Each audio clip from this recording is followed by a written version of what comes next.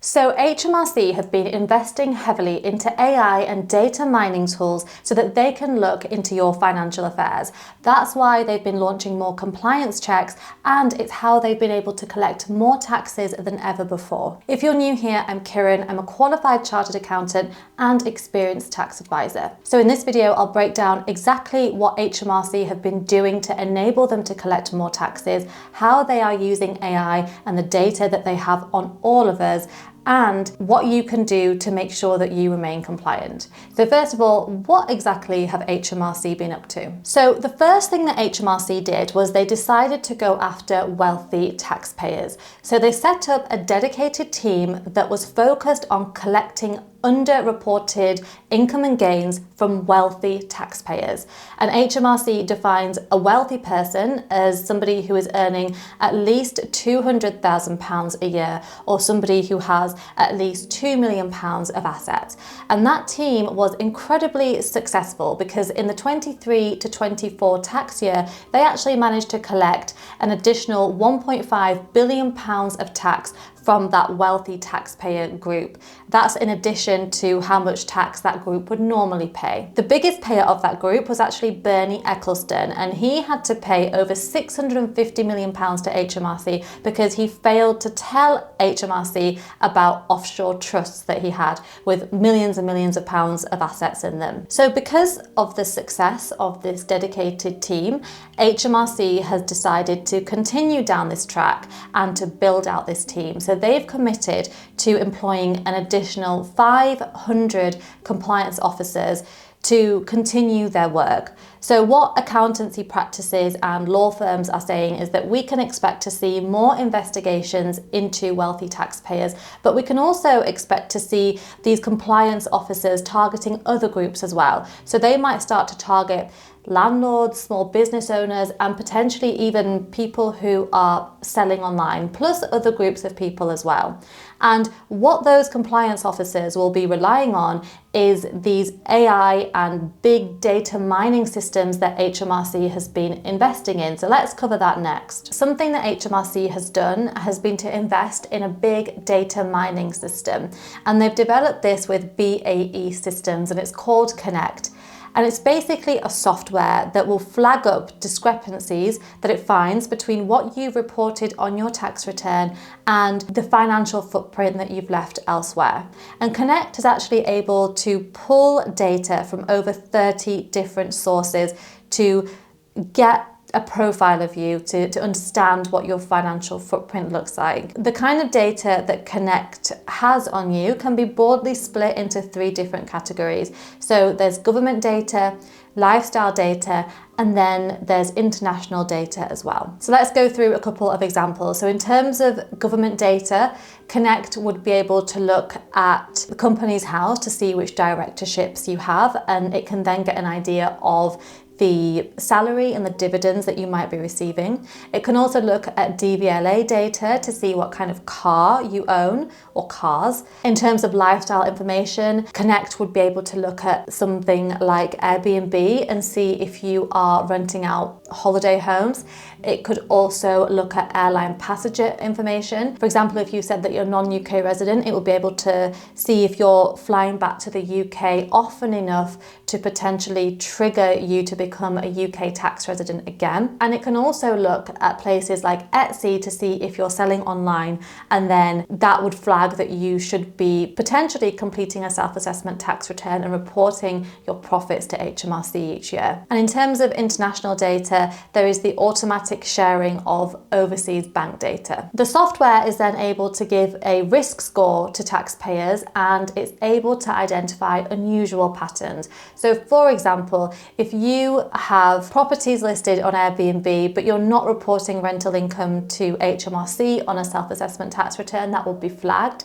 But it can also flag where there's income and lifestyle mismatches. If you own an expensive sports car according to the DVLA, but you only have a very low income or no income at all, that is something that could also be flagged by Connect. And then from there, of course, HMRC and their compliance officers are able to send letters or maybe even open formal tax investigations into people where something has been flagged up, where there's some unusual pattern or where there is a mismatch. According to Capgemini, the system has been successful because HMRC has had additional tax revenues of over £4 billion due to the software and have been able to use 40% less staff because of the work that Connect does. Interestingly, HMRC have also said that they use AI to scour social media accounts when there is a criminal investigation. So this isn't looking into normal taxpayers' social media accounts, it's only when there might be a criminal investigation open. So for example, there was a person who was claiming benefits because of an illness, but then on social media that person was taking part in long distance races, and the government's AI system was able to find that, and then that person had to pay over £20,000, I think it was, back in benefits because they had been fraudulently claiming benefits when they shouldn't have been. So I think that's just a flavour of what's to come in terms of how HMRC is using AI to scour people's social media accounts. I think that they might start to do that way more frequently, not when there's a criminal investigation open necessarily, especially if it proves a useful way of collecting more tax revenue. And something that HMRC will do when they find a discrepancy is they will launch what's called a one-to-many campaign. So a one-to-many campaign is where HMRC will send the same letter to a bunch of taxpayers, and they're hoping that the taxpayer will have a look at their tax return, have a look at their records and find something that they might have missed and then come forward voluntarily. So for example, HMRC recently advised that they sent one of these letters to people who are selling online but who may not have put that in their self-assessment tax return, and they have obtained that information from online marketplaces who have told them about sellers who are using their platforms, and on screen now is an example of one of those one-to-many letters. HMRC have launched similar campaigns where they think taxpayers have made a gain on property or have made a gain on crypto, or maybe if they think taxpayers have assets abroad that they are receiving income from or that they've made a gain on. What HMRC are hoping for is that taxpayers will see the letter and come forward voluntarily because they're hoping that they review their tax return and realise that they've missed something or they've just forgotten to report something altogether, and then they will come forward and tell HMRC about that. I think in reality lots of people will open that letter and they will panic and they won't realise that it's a one-to-many letter. They might think it's been specifically directed at them, but it hasn't, because in reality it's actually a very quick and very cheap way for HMRC to collect more tax revenues, because these letters are not tailored to individual taxpayers.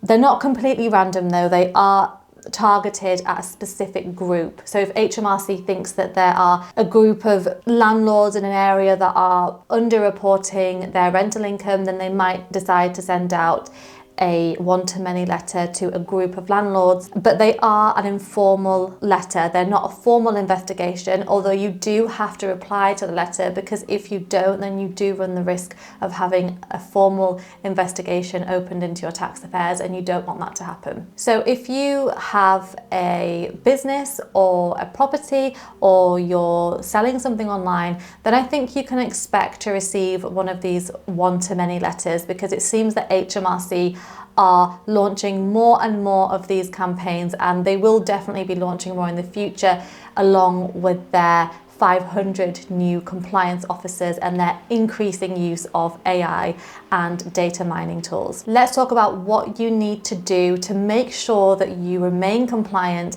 and that you know how to respond to one of these letters if you do receive one. The first thing you need to do is make sure that you disclose all of your income and gains to HMRC.